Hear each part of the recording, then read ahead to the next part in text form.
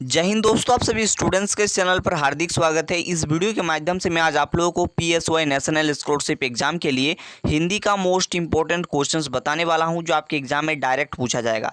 इसलिए इस वीडियो को शुरू से लेकर के अंत तक देखना है ताकि हर एक क्वेश्चन आपको समझ में आ जाए। तो चलिए दोस्तों, वीडियो को शुरू करते हैं और हिंदी के हर एक प्रश्न को काफ़ी डिटेल्स में समझने का प्रयास करते हैं। ठीक है, तो पहला प्रश्न आप लोग की स्क्रीन के सामने आप लोग देख सकते हो क्या है। तो यहाँ पर पूछा जा रहा है स्वार्थ का जो है विलंब शब्द क्या होगा। ठीक है, पहला सवाल देख सकते हैं यहाँ पर साफ साफ लिखा हुआ है स्वार्थ शब्द का सही विपरीत शब्द होगा। ठीक है, तो स्वार्थ शब्द का जो विपरीत शब्द होता है जो कि होता है परार्थ। ठीक है, इसका ऑप्शन नंबर बी जो है बिल्कुल सटीक जवाब हो जाएगा, बिल्कुल करेक्ट जवाब हो जाएगा। इस चीज को आप लोग कॉपी पे नोट कर लीजिए। ठीक है, बढ़ते हैं नेक्स्ट क्वेश्चन की तरफ। नेक्स्ट क्वेश्चन आप लोगों की स्क्रीन के सामने यहाँ पर देखिए क्या है। यहाँ पर पूछा जा रहा है दास शब्द का पर्यायवाची शब्द है। ठीक है स्टूडेंट्स, तो पहला चीज आप लोग समझने का प्रयास कीजिएगा। यहाँ पर जो दास शब्द है इसका पर्यायवाची शब्द आप खुद से निकाल सकते हैं। ठीक है, तो पहला चीज इसका क्या हो जाएगा, सेवक। ठीक है, दास का मतलब क्या है, सेवक है, तो यहाँ पर पहला पर्यायवाची शब्द सेवक हो जाएगा, नौकर हो जाएगा। ठीक है, तो यहाँ पर ऑप्शन नंबर ए पे आप लोगों को सेवक दिख रहा होगा, है ना, तो ऑप्शन नंबर ए जो है इसका क्या हो जाएगा, परफेक्ट उत्तर हो जाएगा। ठीक है, बात समझ गए, कोई दिक्कत कोई इशू कोई प्रॉब्लम नहीं है। अगर आप लोगों को इसी प्रकार से हर एक दिन क्लास करना है तो प्यारे साथियों आप लोगों को चैनल को सब्सक्राइब करके रख लेना है, ताकि हर एक दिन जिस प्रकार से क्लास आपको दिया जा रहा है आपको समय पर मिले। ठीक है, और स्टूडेंट्स इस परीक्षा की आप लोग धुआंधार तरीके से तैयारी कीजिए, क्योंकि इसमें जो स्कॉलरशिप आप लोग को मिलेगा 3 वर्षीय स्कॉलरशिप के रूप में जो है 1 लाख रुपए यहाँ पर स्कॉलरशिप मिलेगा। काफ़ी अच्छा स्कॉलरशिप है और काफ़ी बेहतरीन स्कॉलरशिप है। आप लोग लगातार तैयारी में जुट जाइए। अभी तक अगर आप लोग नहीं जुड़े हैं तो आप लोग हमारे साथ जुड़ करके स्टडी कर सकते हो। ठीक है, चलिए आगे बढ़ते हैं और नेक्स्ट क्वेश्चन को देखने का प्रयास करते हैं स्टूडेंट्स। ठीक है, तो स्टूडेंट्स आप लोग यहाँ पर देखिए अगला क्वेश्चन क्या है। यहाँ पर पूछा जा रहा है क्रिया के संपादन करने में जो समय लगता है उसे क्या कहते हैं। तो स्टूडेंट्स ध्यान दीजिएगा, यहाँ पर बात हो रहा है क्रिया के संपादन करने में जो समय लगता है उसे क्या बोलेंगे, तो उसे काल के नाम से जानते हैं, उसे काल कहते हैं। यानी कि ऑप्शन नंबर बी जो है इसका क्या हो जाएगा, बिल्कुल सटीक उत्तर हो जाएगा। और काल 3 प्रकार के होते हैं। पहला है क्या, वर्तमान काल, दूसरा क्या है भूतकाल, तीसरा क्या है भविष्यत काल। ठीक है, इस बात का आप लोग ध्यान रखोगे। आई होप ये चीज आप लोगों को पता होगा। ठीक है, कोई दिक्कत कोई इशू कोई प्रॉब्लम नहीं है। आगे बढ़ते हैं और नेक्स्ट क्वेश्चन देखिए। नेक्स्ट क्वेश्चन क्या है, नेक्स्ट क्वेश्चन कारक से पूछा जा रहा है और कारक से 100% आपके एग्जाम में क्वेश्चन रहेगा। यहाँ पर पूछा जा रहा है राम कलम से लिखता है, यह किस प्रकार का कारक का उदाहरण है। यानी कि यह किस कारक का उदाहरण है, ये क्वेश्चन में पूछा जा रहा है। ध्यान दीजिएगा स्टूडेंट्स, तो कहना चाहूंगा यहाँ पर कुछ चीज़ आप लोगों को याद होना चाहिए। ठीक है, किस प्रकार से कुछ चीज़ याद होनी चाहिए, जैसे उनके जो विभक्ति होता है, इनका जो चिन्ह होता है, ये चीज़ कम से कम मालूम होना चाहिए, है ना। जैसे कि कर्ता की चिन्ह की बात करें तो ने इसका चिन्ह होता है। ठीक है, अगर कर्म की बात करें तो कर्म का को होता है। ठीक है, वहीं करण की बात करें तो करण का से होता है। ठीक है, और इस क्वेश्चन में अगर आप लोग देखोगे ना तो यहाँ पर से देखने को मिल रहा है। ठीक है, और से जो है ये द्वारा होता है। ठीक है, से क्या होता है स्टूडेंट्स, तो ये द्वारा होता है। ठीक है, तो यहाँ पर देखिए से आपको देखने को मिल रहा है, यानी कि ऑप्शन नंबर जो है सी आपका बिल्कुल सही उत्तर हो जाएगा। ठीक है, इसमें आप लोग थोड़ा सा क्वेश्चन पे आप लोग ध्यान दे सकते हो।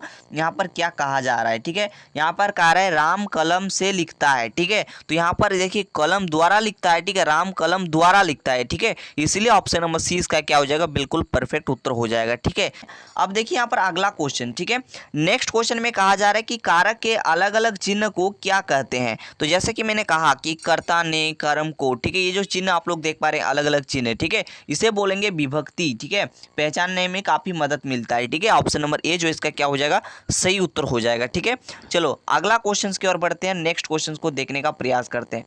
तो स्टूडेंट्स यहाँ पर नेक्स्ट क्वेश्चन देखिए क्या है। यहाँ पर पूछा जा रहा है रात का बहुवचन रूप होगा। ठीक है, तो देखिए स्टूडेंट्स रात का बहुवचन रूप होगा रातें, है ना, ऑप्शन नंबर सी जो है इसका क्या हो जाएगा, बिल्कुल सही उत्तर हो जाएगा। ठीक है, ठीक इसी प्रकार से नेक्स्ट क्वेश्चन में पूछा जा रहा है मैदान मारना मुहावरे का अर्थ क्या है। ठीक है, तो स्टूडेंट्स ध्यान दीजिएगा, मैदान मारना मुहावरे का अर्थ है विजय प्राप्त करना, है ना, इसलिए ऑप्शन नंबर बी जो है इसका क्या हो जाएगा, बिल्कुल सही उत्तर हो जाएगा। ठीक है, और मैं आपको एक बताता हूं, आपको कमेंट करके बताना है 9 2 11 होना मुहावरे का अर्थ क्या है, ये आपको कमेंट करके बोलना है। ठीक है, जस्ट मैं ऑप्शन दे रहा हूँ, यही 4 ऑप्शन है। ठीक है, यही 4 ऑप्शन है, मैं आपको जो अभी प्रश्न बताया उसका आंसर आपको कमेंट करके बोलना है। ठीक है, नेक्स्ट क्वेश्चन देखो। नेक्स्ट क्वेश्चन में पूछा जा रहा है 4 दिनों की चांदनी मुहावरे का अर्थ क्या है। तो स्टूडेंट्स यहाँ से डायरेक्टली आप लोग समझ पा रहे हो, 4 दिनों की चांदनी यानी कि कुछ दिनों के लिए सुख। ठीक है, ऑप्शन नंबर ए जो है इसका सही उत्तर हो जाएगा। ठीक है, और अभी मैंने जो होमवर्क दिया उसका आंसर किस प्रकार से लिखना है, तो यहाँ पर लिखना है HW और आपको आंसर लिखना है। ठीक है, HW आंसर जो भी होगा ये आप लोगों को कमेंट कर देना है। ठीक है, अब देखिए अगला सवाल। अगला सवाल में यहाँ पर पूछा जा रहा है रमेश का सही संधि विच्छेद होगा। ठीक है, तो देखिए स्टूडेंट्स, रमेश का यहाँ पर सही संधि विच्छेद की बात करें तो इसका होता है रमा जोड़ ईस। ठीक है, क्या होता है, रमा जोड़ ईस, इसका क्या होता है, सही संधि विच्छेद होता है। इस बात का आप लोग ध्यान रखोगे, यानी कि ऑप्शन नंबर सी जो है इसका बिल्कुल परफेक्ट एंड करेक्ट उत्तर हो जाएगा। इस बात का आप लोग क्या करोगे, ध्यान रखोगे, याद कर लोगे। ठीक है, चलिए बढ़ते हैं नेक्स्ट क्वेश्चन की ओर। ठीक है, तो नेक्स्ट क्वेश्चन में पूछा जा रहा है सज्जन का सही संधि विच्छेद क्या होगा। ठीक है, तो सज्जन का सही संधि विच्छेद हो जाएगा सत जोड़ जन, यानी कि ऑप्शन नंबर ए जो है इसका क्या हो जाएगा, बिल्कुल परफेक्ट एंड करेक्ट उत्तर हो जाएगा। जिस बात को आप लोग याद कर लीजिएगा। ठीक है, और संधि कुछ कुछ आप लोग को याद करना ही पड़ेगा, क्योंकि एग्जाम में कुछ भी आ जाए तो आपको थोड़ा बहुत याद करना पड़ेगा। ठीक है, लेकिन अगर आप लोग याद करना भी नहीं चाहते तो कुछ नियम का जो है पालन करना होगा। ठीक है, स्वर संधि के लिए कुछ नियम होते हैं, है ना, व्यंजन संधि के लिए कुछ नियम होते हैं, विसर्ग संधि के लिए कुछ नियम होते हैं। हर एक नियम को आपको याद कर लेना है, आपको संधि याद करने का जरूरत नहीं है। जस्ट मैंने आपको बताया कि याद कुछ कुछ कर लेना है, लेकिन आपको अगर नियम पता होगा तो याद करने की भी जरूरत नहीं है ना। देखिए हर चीज में कंसेप्ट लगता है और हिंदी व्याकरण में कंसेप्ट में ही सब कुछ है। ठीक है, लेकिन अगर आप लोग नियम वगैरह याद करोगे, पढ़ोगे, समझोगे तो आप लोग इजीली जो है संधि को याद करने का ही जरूरत नहीं है। ठीक है, मैं डायरेक्टली बोलता हूँ। ठीक है, चलो, और आने वाले वीडियो पे जो है संधि का ट्रिक भी ला दूंगा। ठीक है, यानी कि हर एक नियम को मैं समझा दूंगा, बता दूंगा, और साथ ही साथ काफी जो अच्छे अच्छे ट्रिक है वो भी मैं आपको बता दूंगा। ठीक है, चलो अब नेक्स्ट क्वेश्चन देखो। नेक्स्ट क्वेश्चन में पूछा जा रहा है जिसका शत्रु ना हो शब्द समूह का एक शब्द होगा। तो स्टूडेंट्स याद रखिएगा, जिसका शत्रु ना हो उसे बोलेंगे क्या, अजात शत्रु, यानी कि ऑप्शन नंबर ए जो है इसका क्या हो जाएगा, बिल्कुल करेक्ट उत्तर हो जाएगा। नेक्स्ट क्वेश्चन में पूछा जा रहा है दौड़ने वाला शब्द समूह का एक शब्द होगा। तो दौड़ने वाला यानी कि धावक। ठीक है, ऑप्शन नंबर बी जो है जिसका क्या हो जाएगा, सही उत्तर हो जाएगा। नेक्स्ट क्वेश्चन में पूछा जा रहा है संधि के कितने प्रकार होते हैं। तो स्टूडेंट्स याद रखिएगा, संधि के 3 प्रकार होते हैं, स्वर संधि, व्यंजन संधि, विसर्ग संधि। ठीक है, इस बात को आप लोग याद कर लीजिएगा। नेक्स्ट क्वेश्चन में पूछा जा रहा है महेंद्र किस प्रकार का संधि का उदाहरण है ना। तो महेंद्र जो है स्वर संधि का उदाहरण है, ऑप्शन नंबर ए जो है इसका सही उत्तर हो जाएगा। तो दोस्तों इस प्रकार के क्वेश्चंस आपके एग्जाम में जो है ना डायरेक्ट पूछा जाएगा। तो एग्जाम ओरिएंटेड क्वेश्चंस में आपको बताने का प्रयास किया, जो आपका 2024 में होगा एग्जाम, तो कुछ इसी प्रकार से आप लोग का क्वेश्चन जो है रहने वाला है। ठीक है, इसलिए अभी से आप लोग हर एक चीज को याद करना चालू करिए एंड एग्जाम की तैयारी करना शुरू करिए। स्टूडेंट्स आपको कम से कम आकाश एकेडमी चैनल को सब्सक्राइब कर लेना है, यानी कि इस चैनल को आपको सब्सक्राइब कर लेना है, ताकि जो भी प्रतिभा सम्मान योजना से रिलेटेड वीडियो आए आप समय पर देख पाएं। ठीक है, तो दोस्तों जल्द मुलाकात करेंगे किसी नेक्स्ट वीडियो में, तब तक के लिए थैंक यू, जय हिंद, वंदे मातरम।